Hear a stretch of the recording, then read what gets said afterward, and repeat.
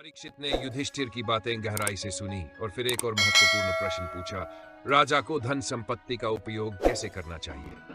युधिष्ठिर ने मुस्कुराते हुए उत्तर दिया, राजा के लिए धन केवल उसका व्यक्तिगत सुख साधन नहीं होता, बल्कि वह पूरे राज्य की धरोहर होती है।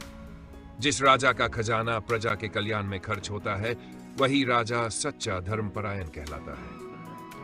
परीक्षित ने जिज्ञासा से पूछा, लेकिन राज्य के खजाने को कैसे और किन कार्यों में खर्च करना चाहिए? युधिष्ठिर बोले, राजा को अपने धन का उपयोग 4 प्रमुख कार्यों में करना चाहिए: प्रजा के कल्याण के लिए, राज्य की सुरक्षा के लिए, विद्या और धर्म के प्रसार के लिए तथा संकट के समय के लिए। परीक्षित ने ध्यानपूर्वक सुना और फिर पूछा, इनमें से सबसे महत्वपूर्ण कौन सा है? युधिष्ठिर बोले, सबसे महत्वपूर्ण है प्रजा का कल्याण। यदि प्रजा सुखी और समृद्ध होगी तो राज्य स्वतः ही सुरक्षित रहेगा। राजा को अपने धन से अन्न भंडार भरवाने चाहिए, गरीबों और असहायों के लिए आश्रय बनवाने चाहिए, कुएं और तालाब खुदवाने चाहिए ताकि जल की समस्या न हो, और शिक्षा के लिए गुरुकुलों की स्थापना करनी चाहिए। परीक्षित ने पूछा, और राज्य की सुरक्षा? युधिष्ठिर बोले, राजा को अपनी सेना को सशक्त बनाने के लिए धन का उचित उपयोग करना चाहिए।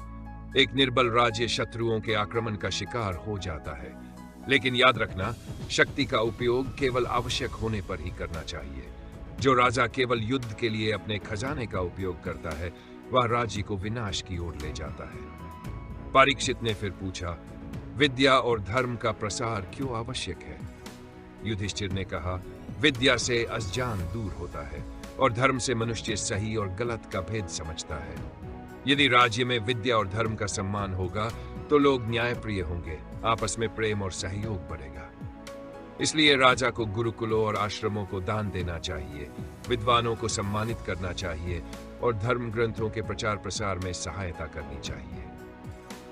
परीक्षित ने सहमति में सिर हिलाया और फिर आखिरी प्रश्न पूछा, संकट के समय के लिए धन बचाना कितना आवश्यक है?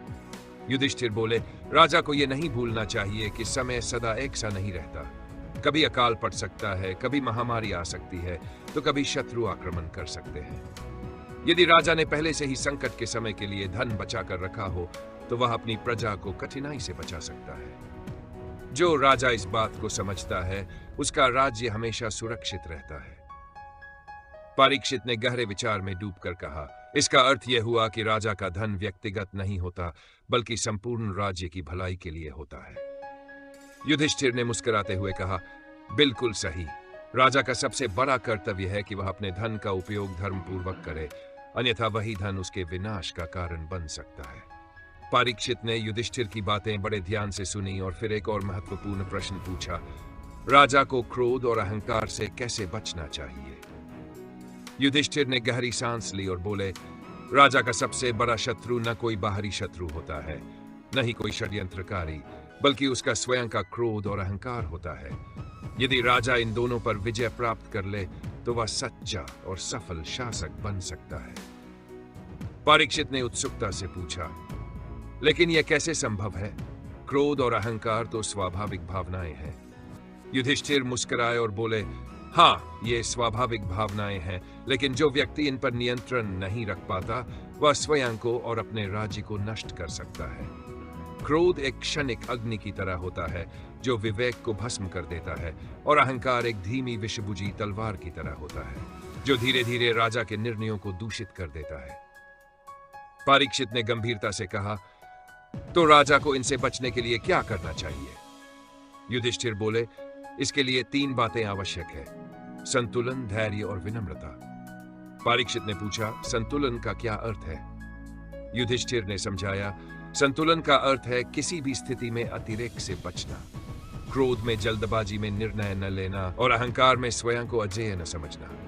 राजा को न्यायप्रिय होना चाहिए लेकिन कठोर नहीं, उदार होना चाहिए लेकिन अनुशासनहीन नहीं। परीक्षित ने सिर हिलाया और फिर पूछा, धैर्य क्यों आवश्यक है? युधिष्ठिर बोले, धैर्य वह गुण है जो राजा को क्रोध से बचाता है। यदि किसी ने अपराध किया है तो तुरंत दंड देना आवश्यक नहीं, पहले विचार करना चाहिए। क्या उसने जानबूझकर ऐसा किया? क्या उसे सुधारने का अवसर दिया जा सकता है? जो राजा धैर्यपूर्वक सोचता है वह सही निर्णय लेता है और अनावश्यक हिंसा से बचता है। परीक्षित ने फिर पूछा, और विनम्रता का क्या महत्व है? युधिष्ठिर ने गंभीर स्वर में कहा, विनम्रता ही अहंकार का सबसे बड़ा प्रतिरोधक है। जो राजा स्वयं को सबसे बड़ा समझता है, वह धीरे धीरे अपने सलाहकारों और प्रजा से दूर हो जाता है। उसे लगता है कि वही सर्वजन है, और यह भ्रम उसे पतन की ओर ले जाता है। यदि राजा सच्चा शासक बनना चाहता है, तो उसे अपनी सीमाओं को स्वीकारना होगा, दूसरों की बातों को सुनना होगा, और हर परिस्थिति में स्वयं को एक सेवक के रूप में देखना होगा, न कि स्वामी के रूप में। परीक्षित ने गहरे विचार में डूबते हुए कहा, तो इसका अर्थ यह हुआ कि जो राजा संतुलन, धैर्य और विनम्रता को अपनाता है, वही वास्तव में एक सफल और धर्मपरायण राजा होता है। युधिष्ठिर ने मुस्कुराते हुए कहा, बिल्कुल सही। इतिहास में जितने भी महान राजा हुए हैं, उनकी सफलता का कारण उनका संयम और सेवा भाव रहा है, न कि उनका क्रोध और अहंकार। परीक्षित ने सिर झुकाकर कहा, मैं आपके इन शब्दों को हृदय में धारण करूं। परीक्षित ने युधिष्ठिर की बातों को ध्यानपूर्वक सुना और फिर एक और महत्वपूर्ण सवाल पूछा, राजा को अपने शत्रुओं से कैसे व्यवहार करना चाहिए? युधिष्ठिर ने गंभीर स्वर में कहा, राजा के शत्रु दो प्रकार के होते हैं। एक वे जो स्पष्ट रूप से विरोधी होते हैं, और दूसरे वे जो मित्रता का मुखौटा पहनकर भीतर से छलावा करते हैं। परीक्षित ने चौंक कर पूछा, तो राजा को कैसे पहचानना चाहिए कि कौन वास्तविक शत्रु है और कौन छिपा हुआ?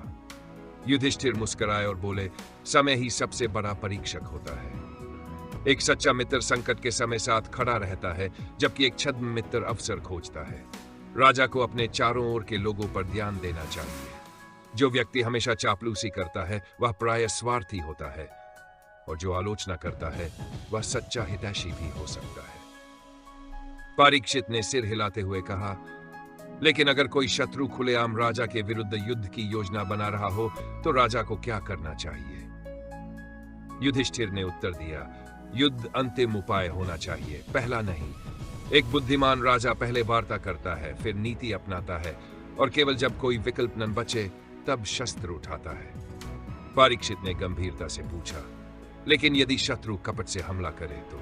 युधिष्ठिर ने शांत स्वर में कहा, यदि शत्रु छल से आक्रमण करता है, तो राजा को भी नीति से उसका उत्तर देना चाहिए। धर्म यह नहीं कहता कि अन्याय सहते जाओ, बल्कि यह कहता है कि न्यायोचित मार्ग अपनाओ।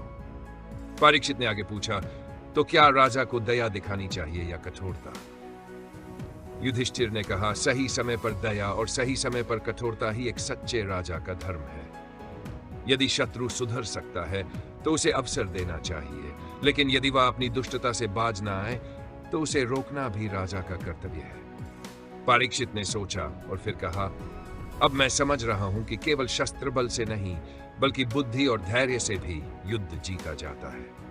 युधिष्ठिर ने मुस्कुराते हुए कहा, बिल्कुल, जो केवल शस्त्र पर निर्भर करता है, वह अल्पकालिक विजय प्राप्त करता है, लेकिन जो नीति और धैर्य से चलता है, वह दीर्घकालिक शांति और स्थिरता स्थापित करता है। परीक्षित ने कुछ क्षण विचार किया और फिर गंभीर स्वर में युधिष्ठिर से पूछा, राजा को युद्ध और शांति के बीच संतुलन कैसे बनाना चाहिए? क्या हर समस्या का समाधान युद्ध से संभव है? युधिष्ठिर ने धीमे स्वर में उत्तर दिया, युद्ध अंतिम उपाय होना चाहिए, पहला नहीं। जो राजा केवल युद्ध की भाषा समझता है, वह अपने राज्य की जड़ों को खोखला कर देता है। परीक्षित ने सिर हिलाया और पूछा, तो क्या कभी युद्ध करना उचित नहीं होता? युधिष्ठिर मुस्कुराए और बोले, युद्ध तब उचित होता है जब धर्म की रक्षा के लिए कोई और मार्ग शेष न रहे, लेकिन पहले प्रयास संवाद, नीति और कूटनीति के होने चाहिए। लेकिन कई बार राजा को युद्ध के लिए मजबूर कर दिया जाता है। यदि कोई शत्रु छल से हमला करे, तब क्या करना चाहिए? युधिष्ठिर ने उत्तर दिया, यदि कोई छल से आक्रमण करे, तो राजा को अपने धर्म के अनुसार उत्तर देना चाहिए। लेकिन याद रखना, शत्रु को हराना ही अंतिम लक्ष्य नहीं होता। असली जीत वह होती है जिसमें बिना रक्तपात के समाधान निकल आए। परीक्षित ने गंभीर स्वर में कहा, किंतु महाभारत के युद्ध में भी तो शांति का प्रयास हुआ था, फिर भी युद्ध हुआ। तब धर्म की रक्षा के लिए क्या किया गया? युधिष्ठिर ने गहरी सांस ली और कहा, हाँ, हमने शांति का हर प्रयास किया था। श्री कृष्ण स्वयं शांति दूत बनकर गए थे, लेकिन जब अधर्म अपनी सीमा पार कर जाए, तब युद्ध ही अंतिम उपाय रह जाता है। परीक्षित ने आगे पूछा, लेकिन युद्ध के बाद भी तो विनाश ही होता है, फिर ये समाधान कैसे हुआ? युधिष्ठिर की आंखों में पीड़ा झलक उठी। युद्ध का परिणाम हमेशा विनाशकारी होता है, इसलिए एक सच्चे राजा को युद्ध की नहीं, शांति की योजना बनानी चाहिए। परीक्षित ने अपने दादा के शब्दों को ध्यान से सुना और फिर बोले, तो क्या हमें शत्रु को हराने के बजाय उसे बदलने का प्रयास करना चाहिए? युधिष्ठिर मुस्कुराए। यदि शत्रु को सन्मार्ग पर लाया जा सकता है तो यही सबसे बड़ी विजय होगी, लेकिन यदि कोई अन्याय के मार्ग से हटने को तैयार न हो, तब राजा को धर्म के लिए युद्ध करना ही पड़ता है। परीक्षित ने गहरी सांस ली और कहा, अब मैं समझ गया कि युद्ध और शांति में संतुलन कैसे रखा जाता है। युधिष्ठिर ने संतोष से सिर हिलाया। राजा का सबसे बड़ा धर्म यही है कि वह शक्ति का प्रयोग केवल न्याय और सत्य की रक्षा के लिए करे, न कि अपने स्वार्थ के लिए। परीक्षित ने मन ही मन निश्चय किया कि वह एक ऐसे राजा बनेंगे जो युद्ध से पहले शांति की बात करेगा, लेकिन अधर्म के सामने झुकेगा नहीं। परीक्षित ने कुछ देर सोचा, फिर युधिष्ठिर से पूछा, राजा का सबसे बड़ा धर्म क्या है? क्या उसे अपनी प्रजा से प्रेम करना चाहिए या कठोर शासन करना चाहिए? युधिष्ठिर ने गहरी सांस ली और कहा, राजा का सबसे बड़ा धर्म है न्याय। न अधिक कठोर होना उचित है, न अधिक सरल। राजा को माता पिता की तरह अपनी प्रजा का पालन करना चाहिए और न्यायाधीश की तरह सही गलत का निर्णय लेना चाहिए। परीक्षित ने सिर हिलाते हुए कहा, लेकिन कई राजा अपनी शक्ति का दुरुपयोग कर प्रजा पर अत्याचार करते हैं। युधिष्ठिर ने गंभीरता से कहा, ऐसे राजा कभी दीर्घकाल तक राज नहीं कर पाते। जिनका शासन अन्यायपूर्ण होता है वे अंततः नष्ट हो जाते हैं। एक सच्चे राजा को प्रजा का विश्वास जीतना चाहिए, न कि उन्हें भयभीत करना चाहिए। परीक्षित ने पूछा, लेकिन यदि प्रजा ही शासनहीन हो जाए और राजा की आज्ञा का पालन न करे तो क्या करना चाहिए? युधिष्ठिर ने उत्तर दिया, तब राजा को पहले कारण को समझना चाहिए।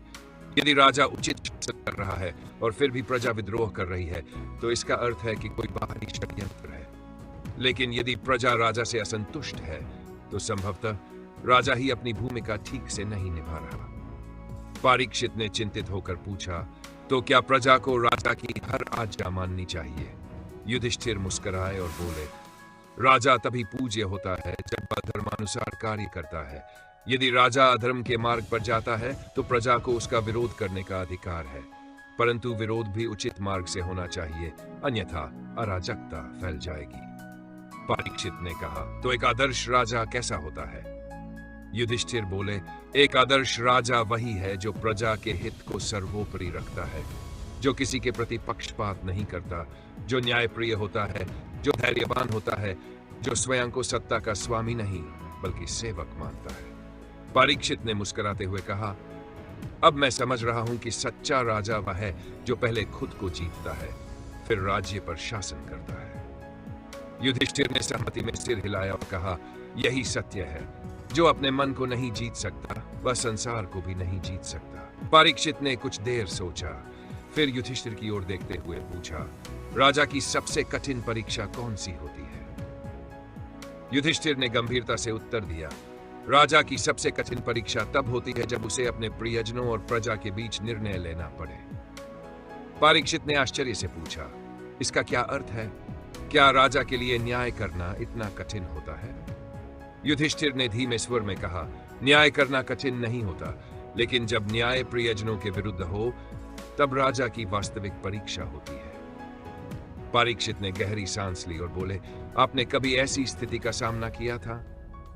युधिष्ठिर ने हल्की मुस्कान के साथ उत्तर दिया, कई बार, लेकिन सबसे कठिन समय तब था जब मुझे अपने ही भाइयों और कौरवों के बीच निर्णय लेना पड़ा। मैं जानता था कि जो धर्म के साथ नहीं है उसे दंडित करना चाहिए, लेकिन जब अपने ही लोग सामने हो तब यह सबसे कठिन कार्य बन जाता है। परीक्षित ने गंभीर स्वर में पूछा, क्या राजा को भावनाओं को त्याग देना चाहिए? युधिष्ठिर ने सिर हिलाया, राजा को भावनाओं का त्याग नहीं करना चाहिए, लेकिन उन्हें अपने निर्णयों पर हावी भी नहीं होने देना चाहिए। परीक्षित ने आगे पूछा, यदि राजा का मन दुविधा में हो तो उसे क्या करना चाहिए? युधिष्ठिर ने कहा, राजा को हमेशा धर्म को आधार बनाकर निर्णय लेना चाहिए। जब मन दुविधा में हो तब स्वयं से यह प्रश्न करना चाहिए, क्या यह निर्णय मेरे व्यक्तिगत सुख दुख से ऊपर उठकर संपूर्ण राज्य के हित में है? परीक्षित ने सोचा और फिर बोले, लेकिन कई बार सत्य और धर्म की पहचान करना भी कठिन हो जाता है। तब राजा को क्या करना चाहिए?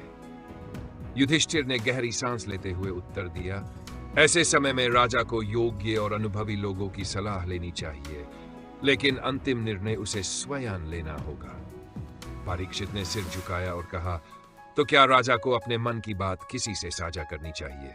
युधिष्ठिर मुस्कुराए, राजा को सलाह लेनी चाहिए, लेकिन हर बात सबके साथ साझा नहीं करनी चाहिए। हर निर्णय का एक सही समय और स्थान होता है। परीक्षित ने अब पूरी तरह समझ लिया कि एक राजा की सबसे कठिन परीक्षा न्याय और अपने कर्तव्यों के बीच संतुलन बनाना होती है। युधिष्ठिर ने अंत में कहा, सच्चा राजा वही है जो अपने हितों को त्याग कर केवल प्रजा के कल्याण के लिए सोचता है। परीक्षित ने प्रणाम किया और कहा, मैं इस शिक्षा को जीवन भर याद रखूंगा। परीक्षित ने एक क्षण रुककर युधिष्ठिर की ओर देखा और पूछा, राजा की सबसे बड़ी शक्ति क्या होती है? युधिष्ठिर ने गंभीर स्वर में उत्तर दिया, राजा की सबसे बड़ी शक्ति उसकी प्रजा का विश्वास होता है। परीक्षित ने आश्चर्य से कहा, लेकिन मैंने सुना है कि राजा की शक्ति उसकी सेना, धन और मंत्रियों में निहित होती है। युधिष्ठिर ने हल्की मुस्कान के साथ कहा, सेना, धन और मंत्री तो राजा की बाहरी शक्तियां होती है, लेकिन यदि प्रजा राजा पर विश्वास न करे तो ये सारी शक्तियां व्यर्थ हो जाती है। परीक्षित ने विचार किया और पूछा, क्या केवल प्रजा का विश्वास ही राजा को शक्तिशाली बना सकता है? युधिष्ठिर ने सिर हिलाया, विश्वास के साथ साथ राजा को न्यायप्रिय, निस्वार्थ और धैर्यवान भी होना चाहिए। जो राजा अपनी प्रजा की रक्षा और भलाई के लिए कार्य करता है वही सबसे शक्तिशाली होता है। परीक्षित ने आगे पूछा, क्या कभी ऐसा समय आया जब आपको लगा कि आपकी शक्ति कम हो रही है? युधिष्ठिर ने गहरी सांस ली और कहा, हाँ, तब जब मेरे अपने भाई भी मुझसे असंतुष्ट हो गए थे। जब युद्ध के बाद प्रजा ने मुझसे प्रश्न पूछे थे कि क्या यह रक्तपात आवश्यक था, तब मैंने जाना कि राजा की सबसे बड़ी शक्ति प्रजा का समर्थन ही होता है। परीक्षित ने पूछा, तो क्या राजा को केवल प्रजा के अनुसार ही निर्णय लेने चाहिए? युधिष्ठिर ने उत्तर दिया, नहीं, राजा को धर्म के अनुसार निर्णय लेने चाहिए, लेकिन यदि राजा धर्म के मार्ग पर चलेगा तो प्रजा स्वयं उसके साथ खड़ी होगी। परीक्षित ने सिर झुकाकर कहा, मैं समझ गया कि शक्ति केवल बाहरी साधनों से नहीं आती, बल्कि राजा के आचरण और कर्तव्यों से उत्पन्न होती है। युधिष्ठिर ने मुस्कुराते हुए कहा, सही कहा, एक सच्चा राजा वही है जो अपने कर्तव्य को अपनी सबसे बड़ी शक्ति बनाए। परीक्षित कुछ देर तक शांत रहे, फिर युधिष्ठिर की ओर देखकर बोले, राजा के लिए सबसे बड़ा भय क्या होता है?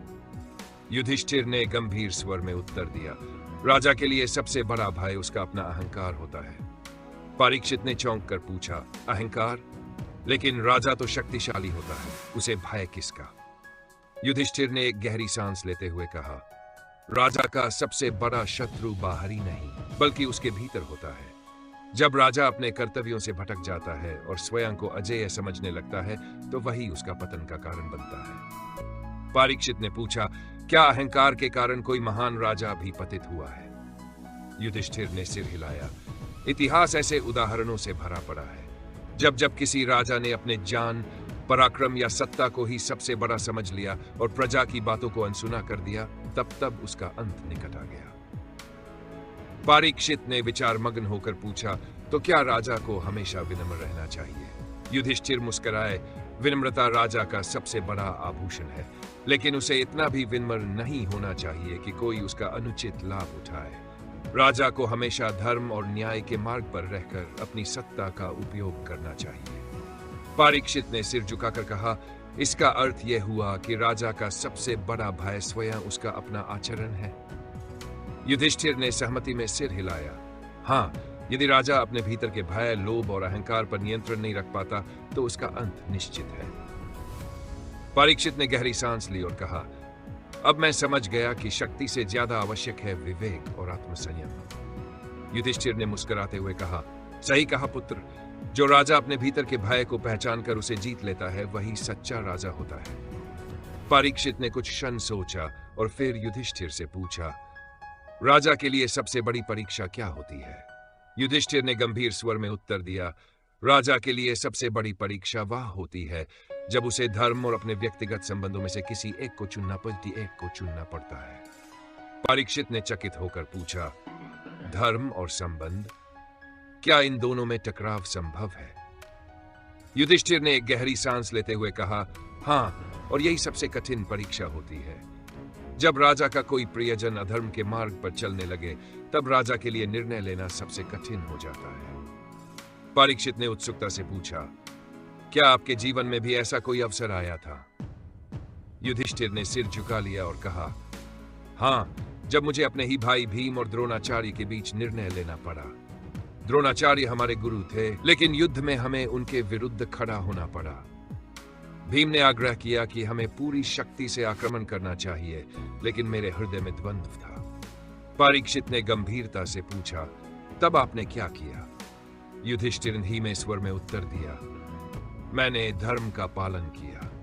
गुरु के प्रति सम्मान था, लेकिन यदि मैं संबंधों को प्राथमिकता देता तो अधर्म की विजय हो जाती।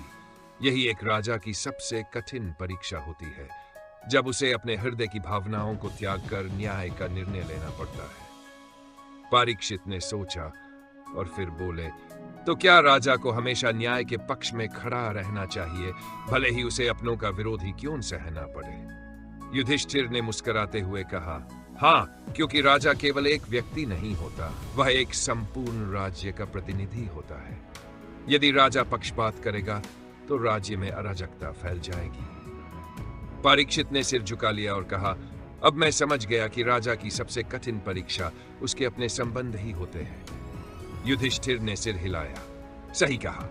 जो राजा अपने प्रियजनों के मोह में फंसकर अन्याय का समर्थन करता है, वह अपने राज्य को पतन की ओर ले जाता है। परीक्षित ने युधिष्ठिर की बातों को गहराई से समझा और फिर एक और महत्वपूर्ण प्रश्न पूछा, राजा को सबसे अधिक ध्यान किस बात पर देना चाहिए? युधिष्ठिर ने बिना किसी संकोच के उत्तर दिया, राजा को सबसे अधिक ध्यान प्रजा के कल्याण पर देना चाहिए। परीक्षित ने प्रश्न किया, लेकिन राजा के लिए तो कई अन्य जिम्मेदारियां भी होती हैं, युद्ध, कूटनीति, शासन व्यवस्था। फिर केवल प्रजा का कल्याण ही सबसे महत्वपूर्ण क्यों? युधिष्ठिर ने शांत स्वर में उत्तर दिया, राजा की सत्ता का आधार उसकी प्रजा होती है। यदि प्रजा सुखी नहीं है तो राजा की शक्ति, सेना और वैभव सब व्यर्थ है। एक सच्चा राजा वही है जो अपनी प्रजा को अपने परिवार की तरह समझे और उनके हित में निर्णय ले। परीक्षित ने गहरी सांस ली और कहा, लेकिन कई बार राजा के निर्णय से कुछ लोग प्रसन्न होते हैं और कुछ असंतुष्ट। तब राजा को क्या करना चाहिए? युधिष्ठिर ने मुस्कुराते हुए उत्तर दिया, राजा का धर्म यह नहीं है कि वह सबको प्रसन्न रखे, बल्कि यह है कि वह न्याय करे। यदि कोई अन्याय करता है और राजा उसे दंडित करता है, तो स्वाभाविक रूप से कुछ लोग असंतुष्ट होंगे। लेकिन यदि राजा सच्चे धर्म के मार्ग पर चलता है, तो दीर्घकाल में वही उसके राज्य और प्रजा के लिए हितकारी सिद्ध होगा। परीक्षित ने सिर झुकाकर कहा, अब मैं समझ गया कि राजा का सबसे बड़ा कर्तव्य अपनी प्रजा की रक्षा और उनके सुख की चिंता करना है। युधिष्ठिर ने सहमति में सिर हिलाया, हाँ, और एक राजा को यह भी समझना चाहिए कि वह केवल सिंहासन का स्वामी नहीं, बल्कि प्रजा का सेवक भी है। परीक्षित ने विचारमग्न होकर कहा, तो क्या राजा को स्वयं को हमेशा प्रजा के एक सेवक के रूप में ही देखना चाहिए? युधिष्ठिर ने मुस्कुराते हुए कहा, हाँ, जो राजा अपने अहंकार को त्याग कर प्रजा की सेवा करता है, वही इतिहास में महान कहलाता है। परीक्षित ने थोड़ी देर सोचकर पूछा, राजा को अपने राज्य की रक्षा कैसे करनी चाहिए? युधिष्ठिर ने गंभीरता से उत्तर दिया, राज्य की रक्षा केवल युद्ध जीतने से नहीं होती, बल्कि न्याय, कूटनीति और संतुलित शासन से होती है। यदि राजा केवल बाहरी शत्रुओं से लड़ने में व्यस्त रहता है, लेकिन अपने ही राज्य में अन्याय को पनपने देता है, तो वह कभी वास्तविक सुरक्षा नहीं दे सकता। परीक्षित ने जिज्ञासा से पूछा, तो क्या केवल शस्त्रों से राज्य की रक्षा नहीं होती? युधिष्ठिर ने मुस्कुराते हुए कहा, शस्त्र तभी उठाए जाते हैं जब आवश्यक हो, लेकिन यदि राजा की नीति मजबूत हो तो युद्ध की नौबत ही ना आए। एक बुद्धिमान राजा वह है जो बिना रक्त बहाए अपने राज्य को सुरक्षित रख सके। परीक्षित ने सिर हिलाते हुए कहा, तो क्या युद्ध से बचना ही राजा का धर्म है? युधिष्ठिर ने उत्तर दिया, नहीं, राजा को हमेशा शांति बनाए रखने का प्रयास करना चाहिए, लेकिन यदि अन्याय बढ़ जाए तो युद्ध से पीछे हटना भी अधर्म होगा। राजा को सदैव इस बात का ध्यान रखना चाहिए कि युद्ध अंतिम उपाय हो, पहला नहीं। परीक्षित ने सोचा और फिर पूछा, क्या युद्ध के बिना भी कोई राजा अपना राज्य बचा सकता है? युधिष्ठिर ने उत्तर दिया, हाँ, यदि राजा की कूटनीति और नीतियां इतनी प्रभावी हो कि शत्रु स्वयं ही युद्ध करने से पीछे हट जाए। परीक्षित ने मुस्कुराते हुए कहा, अब मैं समझ गया कि सच्ची रक्षा केवल शस्त्रों से नहीं बल्कि बुद्धिमत्ता और नीति से होती है। युधिष्ठिर ने सहमति में सिर हिलाया, सही कहा, और जो राजा अपनी प्रजा का विश्वास जीत लेता है उसका राज्य सबसे सुरक्षित होता है। परीक्षित ने गंभीर स्वर में पूछा, राजा को सबसे बड़ा भय किससे होना चाहिए? युधिष्ठिर ने गहरी सांस लेकर उत्तर दिया, राजा को सबसे अधिक भय बाहरी शत्रु से नहीं बल्कि भीतर छिपे अधर्म से होना चाहिए। परीक्षित ने चकित होकर पूछा, भीतर छिपे अधर्म से आप क्या तात्पर्य है? युधिष्ठिर ने समझाते हुए कहा, राजा के दरबार में यदि लोभ, अन्याय, विश्वासघात और अयोग्यता का स्थान बढ़ जाए तो यह किसी भी बाहरी शत्रु से अधिक घातक सिद्ध होता है। राजा को सबसे अधिक भय अपने दरबार में बैठे उन लोगों से होना चाहिए जो उसकी आंखों में धूल झोंक कर अपनी स्वार्थ सिद्धि में लगे रहते हैं। परीक्षित ने सिर हिलाते हुए पूछा, लेकिन एक राजा इन छिपे हुए शत्रुओं को पहचान कैसे सकता है? युधिष्ठिर ने उत्तर दिया, राजा को सदा सतर्क रहना चाहिए और न्यायप्रिय, निस्वार्थ और सत्यनिष्ठ व्यक्तियों की संगति करनी चाहिए। यदि राजा चाटुकारों और स्वार्थी लोगों से घिर जाए तो वह सत्य से दूर हो जाएगा और यही उसके पतन का कारण बनेगा। परीक्षित ने गहरी सांस लेते हुए कहा, तो इसका अर्थ यह हुआ कि राजा को बाहरी शत्रु से अधिक अपने दरबार और प्रशासन में बैठे लोगों से सावधान रहना चाहिए। युधिष्ठिर ने सहमति में सिर हिलाया, बिल्कुल, यदि राजा न्यायप्रिय है और सत्य के मार्ग पर चलता है तो न केवल उसकी प्रजा उससे प्रेम करेगी बल्कि उसके शत्रु भी उसका सम्मान करेंगे। लेकिन यदि राजा अपने ही दरबार में छल, कपट और अधर्म को स्थान दे तो उसका अंत निश्चित है। परीक्षित ने विचारमग्न होकर कहा, अब मैं समझ गया कि राजा का सबसे बड़ा भय बाहरी युद्ध नहीं बल्कि आंतरिक भ्रष्टाचार और अन्याय से होना चाहिए। युधिष्ठिर ने मुस्कुराते हुए कहा, जो राजा इस सत्य को समझ लेता है वही वास्तव में चिरस्थायी कीर्ति प्राप्त करता है। परीक्षित ने गंभीर स्वर में पूछा, राजा के लिए सबसे बड़ा बल क्या होता है? युधिष्ठिर ने उत्तर दिया, राजा के लिए सबसे बड़ा बल उसकी प्रजा का विश्वास होता है। परीक्षित ने चकित होकर पूछा, शस्त्रों, सेना और धन से भी बड़ा? युधिष्ठिर ने मुस्कुराते हुए कहा, हाँ, क्योंकि यदि राजा के पास विशाल सेना हो, अपार धन हो, लेकिन प्रजा उससे विमुख हो जाए तो वह अधिक समय तक राज नहीं कर सकता। वहीं यदि प्रजा राजा के प्रति समर्पित हो तो बिना किसी शस्त्र के भी राज्य की रक्षा संभव हो सकती है। परीक्षित ने विचार करते हुए पूछा, लेकिन राजा प्रजा का विश्वास कैसे जीत सकता है? युधिष्ठिर ने उत्तर दिया, राजा को न्यायप्रिय, सत्यनिष्ठ और विनम्र होना चाहिए। उसे यह समझना चाहिए कि वह प्रजा का सेवक है, न कि स्वामी। जो राजा प्रजा के हितों को सर्वोपरि रखता है वही उनके हृदय में स्थान बनाता है और यही उसका सबसे बड़ा बल बन जाता है। परीक्षित ने सिर हिलाते हुए कहा, तो इसका अर्थ यह हुआ कि एक राजा की शक्ति केवल बाहरी साधनों पर निर्भर नहीं करती बल्कि उसके आचरण और न्याय पर भी निर्भर करती है। युधिष्ठिर ने सहमति में कहा, बिल्कुल, अगर राजा न्यायप्रिय है तो उसकी प्रजा स्वयं उसकी डाल बन जाती है, लेकिन यदि राजा अन्यायी हो तो उसकी सेना और धन भी उसे विनाश से नहीं बचा सकते। परीक्षित ने मुस्कुराते हुए कहा, अब मैं समझ गया कि सच्चा बल शस्त्रों में नहीं बल्कि प्रजा के हृदय में बसने में है।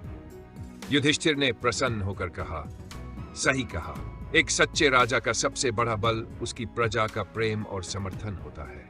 परीक्षित ने जिज्ञासु स्वर में पूछा, राजा के लिए सबसे बड़ा अभिशाप क्या होता है? युधिष्ठिर ने गहरी सांस लेते हुए उत्तर दिया, राजा के लिए सबसे बड़ा अभिशाप उसका अहंकार होता है। परीक्षित ने हैरानी से पूछा, अहंकार? लेकिन राजा का स्वाभिमानी होना तो आवश्यक है, फिर अहंकार कैसे अभिशाप बन सकता है? युधिष्ठिर ने गंभीरता से कहा, स्वाभिमान और अहंकार में अंतर होता है। स्वाभिमान सत्य और कर्तव्य पर आधारित होता है जबकि अहंकार अज्ञान और लोभ से उपज जाता है। जो राजा अहंकारी हो जाता है वह सत्य से दूर हो जाता है। उसे लगता है कि वही सर्वश्रेष्ठ है और उसके निर्णय को कोई चुनौती नहीं दे सकता। यही भाव उसके पतन का कारण बनता है। परीक्षित ने विचार मगन होकर कहा, तो क्या ये मान लें कि अहंकारी राजा धीरे धीरे प्रजा से दूर हो जाता है? युधिष्ठिर ने सिर हिलाया। हाँ, अहंकारी राजा को न प्रजा का वास्तविक दुख दिखाई देता है, न ही वह अपने मंत्रियों की सही बात सुनता है। धीरे धीरे वह अपने ही बनाए भ्रम में जीने लगता है और जब संकट आता है तब तक वह अकेला पड़ चुका होता है। परीक्षित ने गंभीर स्वर में पूछा, तो अहंकार से बचने के लिए राजा को क्या करना चाहिए? युधिष्ठिर ने उत्तर दिया, राजा को सदा विनम्र रहना चाहिए और अपने आसपास ऐसे लोगों को रखना चाहिए जो उसे सत्य बताने का साहस रखते हो। जो राजा अपने दोषों को स्वीकार कर सकता है और स्वयं में सुधार करता है, वही सच्चा राजा होता है।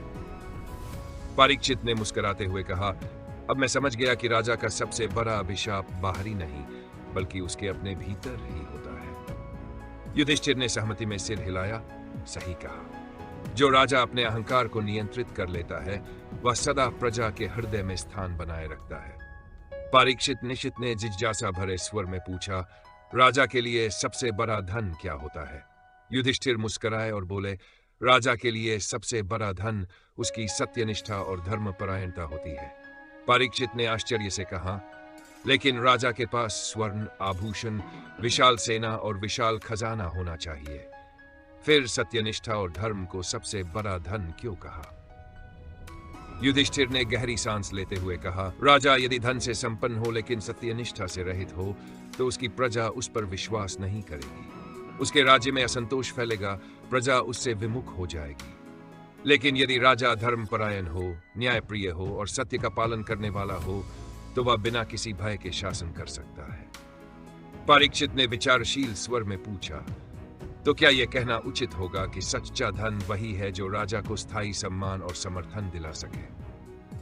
युधिष्ठिर ने सिर हिलाते हुए कहा, बिल्कुल। सोने चांदी के भंडार तो कभी भी लूट सकते हैं, सेना भी समय के साथ बदल सकती है, लेकिन यदि राजा का चरित्र उज्जवल है, उसकी निष्ठा अडिग है तो उसका साम्राज्य अडिग रहेगा। यही उसका सबसे बड़ा धन है। परीक्षित ने उत्सुकता से पूछा, क्या इसका अर्थ यह हुआ कि यदि राजा के पास सत्य और धर्म है तो वह कभी निर्धन नहीं होगा? युधिष्ठिर ने दृढ़ स्वर में कहा, बिल्कुल। ऐसे राजा के पास सीमित संसाधन भी हो तो भी उसकी प्रजा उसे कभी अकेला नहीं छोड़ेगी। लेकिन जो राजा अधर्मी और कपटी होता है, उसके पास चाहे कितना भी धन हो, अंततः वह अकेला और पराजित ही होता है। परीक्षित ने मुस्कुराते हुए कहा, अब मैं समझ गया कि राजा के लिए सबसे बड़ा धन उसका सत्य और धर्म है, न कि सोना और सेना। युधिष्ठिर ने संतोष भरे स्वर में कहा, सही कहा। यही वह धन है जो राजा को युगों तक अमर बनाता है। परीक्षित ने गंभीर स्वर में पूछा, राजा के लिए सबसे बड़ा भय क्या होता है? युधिष्ठिर ने कुछ पल सोचा, फिर बोले, राजा के लिए सबसे बड़ा भय प्रजा का उस पर से विश्वास उठ जाना है। परीक्षित ने आश्चर्य से कहा, क्या शत्रु, युद्ध या राज्य का खो जाना राजा के लिए अधिक बड़ा भय नहीं है? युधिष्ठिर मुस्कुराए और बोले, राजा के पास यदि प्रजा का विश्वास हो तो वह खोया हुआ राज्य भी पुनः प्राप्त कर सकता है। लेकिन यदि प्रजा का विश्वास उठ जाए तो उसके पास सब कुछ होते हुए भी वह पराजित राजा ही कहलाएगा। परीक्षित ने पूछा, लेकिन प्रजा का विश्वास कब उठता है? युधिष्ठिर ने समझाते हुए कहा, जब राजा अन्यायी हो जाता है, जब वह अपने वचन से फिर जाता है, जब वह लोभ और अहंकार के वशीभूत होकर अपने कर्तव्यों की अवहेलना करता है, तब उसकी प्रजा उसे छोड़ देती है। वह केवल दिखावे का राजा रह जाता है, असली सत्ता उसकी नहीं रहती।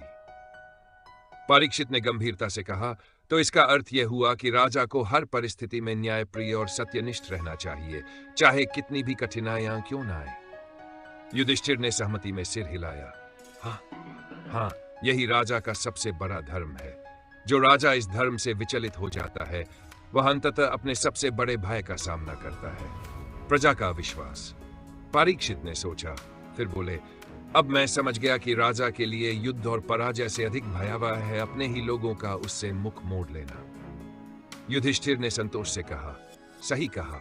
यही कारण है कि राजा को अपनी नीति, अपने धर्म और अपने कर्तव्य से कभी डिगना नहीं चाहिए। पूछा, राजा के लिए सबसे बड़ी शक्ति क्या होती है? युधिष्ठिर मुस्कुराए और बोले, राजा के लिए सबसे बड़ी शक्ति उसकी प्रजा का समर्थन और उसका न्यायप्रिय आचरण होता है। परीक्षित ने आश्चर्य से कहा, लेकिन राजा के पास विशाल सेना, असंख्य योद्धा, अपार धन संपत्ति और कूटनीति भी तो होती है। क्या ये उसकी सबसे बड़ी शक्ति नहीं है? युधिष्ठिर ने धैर्यपूर्वक कहा, बिल्कुल, सेना और धन महत्वपूर्ण है, लेकिन यदि राजा की प्रजा ही उससे विमुख हो जाए तो न सेना काम आती है, न ही धन। यदि राजा न्यायप्रिय है और प्रजा उससे प्रेम करती है तो वह बिना हथियार उठाए भी अजेय रहता है। परीक्षित ने विचारशील स्वर में पूछा, क्या इसका अर्थ यह हुआ कि राजा की असली शक्ति तलवार में नहीं बल्कि उसके चरित्र में होती है? युधिष्ठिर ने सहमति जताते हुए कहा, सही कहा। राजा के लिए सबसे बड़ी शक्ति उसका चरित्र, उसकी नीतियों की निष्ठा और प्रजा का उस पर अटूट विश्वास है। यदि प्रजा उसे न्यायप्रिय समझे तो वह स्वयं उसकी रक्षा के लिए खड़ी हो जाएगी और तब कोई भी शत्रु उसका कुछ नहीं बिगाड़ सकता। परीक्षित ने सिर हिलाते हुए कहा, इसका अर्थ यह हुआ कि राजा केवल अपने बल और सैन्य शक्ति से नहीं बल्कि अपनी नीति और आचरण से महान बनता है। युधिष्ठिर ने गंभीर स्वर में कहा, बिल्कुल, इतिहास साक्षी है कि जिन राजाओं ने केवल अपनी तलवार की शक्ति पर भरोसा किया वे समय के साथ मिट गए, लेकिन जिन राजाओं ने धर्म, न्याय और सत्य के मार्ग को अपनाया वे युगों तक अमर रहे। परीक्षित ने मुस्कुराते हुए कहा, अब मैं समझ गया कि राजा के लिए सबसे बड़ी शक्ति उसकी नीति, न्याय और प्रजा का विश्वास है, न कि केवल उसका सैन्य बल। युधिष्ठिर ने संतोष भरे स्वर में कहा, यही सच्ची राजधर्म की सीख है। गहरी उत्सुकता के साथ पूछा, राजा के लिए सबसे बड़ी परीक्षा क्या होती है? युधिष्ठिर ने गंभीर स्वर में उत्तर दिया, राजा की सबसे बड़ी परीक्षा तब होती है जब उसे न्याय और अपने प्रियजनों के बीच चयन करना पड़े। परीक्षित चौंक गए। मतलब, क्या राजा को अपने परिवार, मित्रों और सगे संबंधियों से बढ़कर न्याय को रखना चाहिए? युधिष्ठिर ने धैर्यपूर्वक कहा, हाँ, राजा का सबसे बड़ा धर्म निष्पक्ष न्याय करना है। यदि वह मोहवश अपने प्रियजनों के पक्ष में अन्याय कर बैठता है तो वह अपने सिंहासन की गरिमा को कलंकित कर देता है। यही उसकी सबसे कठिन परीक्षा होती है।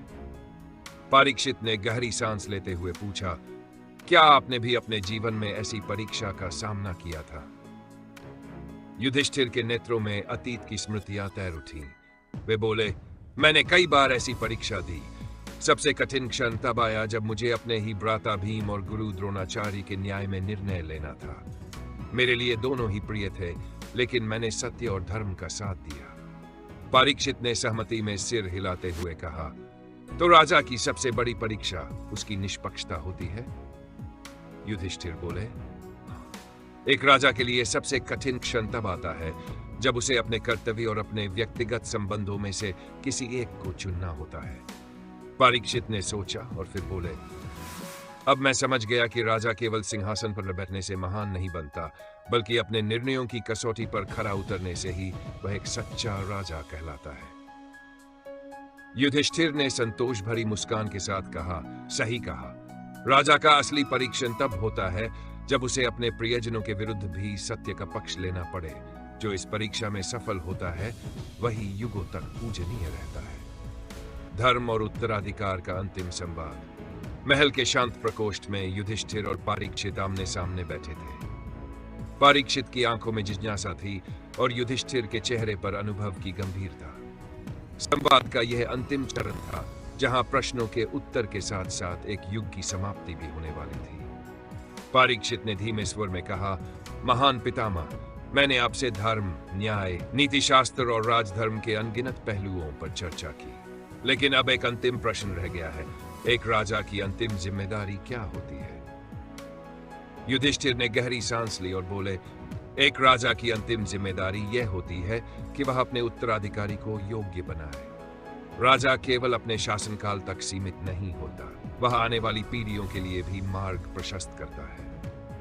यदि वह अपनी जिम्मेदारी को ठीक से निभाता है तो उसका राज केवल भूमि पर नहीं बल्कि लोगों के हृदयों पर भी बना रहता है। परीक्षित ने गंभीर स्वर में पूछा, लेकिन यदि राजा के पास कोई योग्य उत्तराधिकारी न हो तब? युधिष्ठिर ने उत्तर दिया, तब राजा को अपने अहंकार से परे जाकर योग्यतम व्यक्ति को सत्ता सौंपनी चाहिए। यह राज्य किसी एक व्यक्ति की संपत्ति नहीं, बल्कि प्रजा की धरोहर होती है। जो भी इसे अपनी व्यक्तिगत संपत्ति मान लेता है, वह अधर्म के मार्ग पर चला जाता है।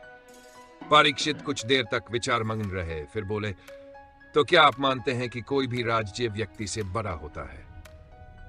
युधिष्ठिर मुस्कुराए, राज्य राजा से बहुत बड़ा होता है। हम सब तो बस समय के पात्र हैं, पर राज्य को चिरकाल तक जीवित रखना हमारी जिम्मेदारी होती है। इसीलिए सबसे महत्वपूर्ण यह नहीं है कि राजा कौन है, बल्कि यह है कि शासन धर्म सम्मत है या नहीं। परीक्षित ने श्रद्धा से सिर झुका दिया। आपने सच कहा। मुझे अब मेरे अंतिम उत्तर मिल गए हैं। मैं जान गया कि एक सच्चे शासक को क्या करना चाहिए और क्या नहीं। युधिष्ठिर ने अपना हाथ परीक्षित के सिर पर रखा और आशीर्वाद दिया। तुम एक योगी शासक बनोगे, लेकिन याद रखना, सबसे कठिन परीक्षा तब आती है जब व्यक्ति को अपनी शक्ति का मोह छोड़ना पड़ता है। परीक्षित ने विनम्रता से कहा, मैं आपके इन शब्दों को सदैव याद रखूंगा। आपसे प्राप्त ये ज्ञान केवल मेरे लिए नहीं, बल्कि आने वाली पीढ़ियों के लिए भी अमूल्य धरोहर रहेगा। युधिष्ठिर के चेहरे पर संतोष झलक रहा था। उन्होंने एक लंबी यात्रा पूरी कर ली थी, धर्म और कर्तव्य के ज्ञान को अगली पीढ़ी तक पहुंचाने की यात्रा। उन्होंने परीक्षित को एक आखिरी बार देखा और कहा, अब समय आ गया है कि तुम अपनी राह पर चलो और धर्म की रक्षा करो। परीक्षित ने प्रणाम किया और वहां से विदा ली। महल के गलियारों में उनकी पदचाप गूंज रही थी। युधिष्ठिर ने आंखें बंद की और धीरे धीरे उनके होंठों से निकला, धर्म की यह कथा यहीं समाप्त नहीं होती, ये युगों युगों तक चलती रहेगी।